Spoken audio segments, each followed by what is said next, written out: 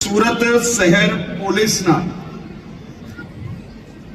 સૌ જવાનોના પરિવાર માટે આજે ગુજરાત પોલીસ હાઉસિંગ નિગમ દ્વારા બનાવેલા આ અદ્ભુત 192 ક્વાર્ટર્સનું આજે અહીંયા લોકાર્પણ કરવામાં આવ્યું છે।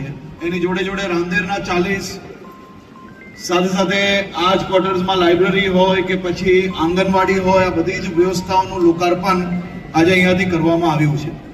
ગયા અઠવાડિયે જ સુરત જિલ્લાના 66 કરોડ રૂપિયાના પોલીસ હાઉસિંગના લોકાર્પણ અને ખાતમુહૂર્ત કરવામાં આવ્યા હતા। આજે ફરી 112 કરોડ રૂપિયાના પ્રોજેક્ટોના ખાતમુહૂર્ત અને લોકાર્પણ અહીંયાથી કરવામાં આવ્યા છે। આ જ દર્શાવે છે કે ગુજરાત સરકાર એ ગુજરાત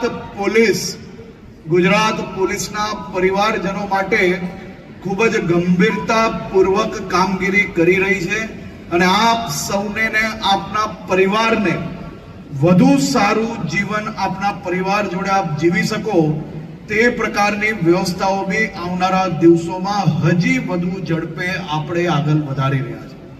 તમને જાણીને ખૂબ આનંદ થશે કે આ દેશના ઇતિહાસમાં પહેલીવાર કોઈ એક